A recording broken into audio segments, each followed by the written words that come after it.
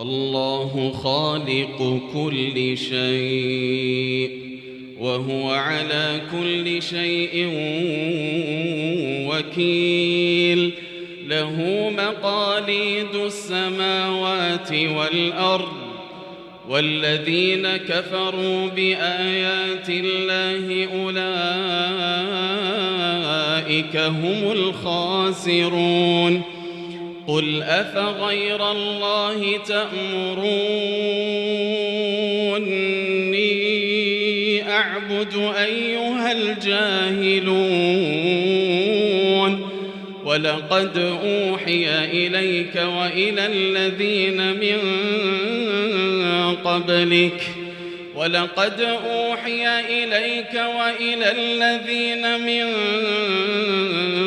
قبلك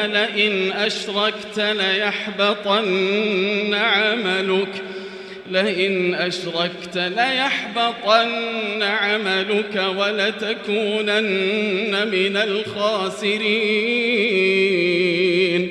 بل الله فاعبد وكن من الشاكرين.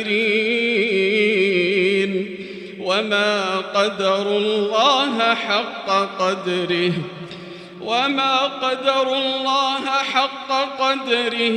والأرض جميعا قبضته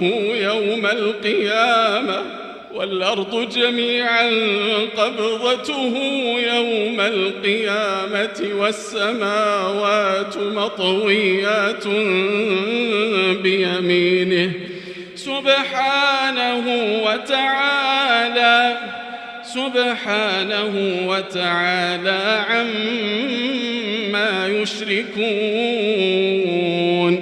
ونفخ في الصور فصعق من في السماوات ومن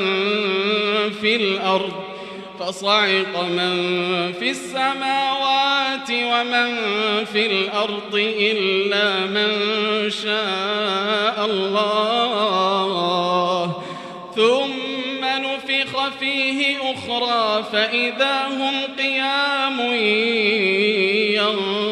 ينظرون.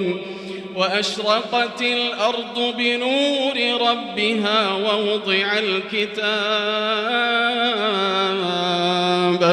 ووضع الكتاب وجيء بالنبيين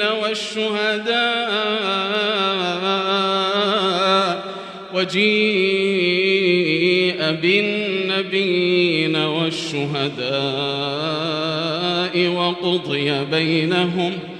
وقضي بينهم بالحق وهم لا يظلمون. ووفيت كل نفس ما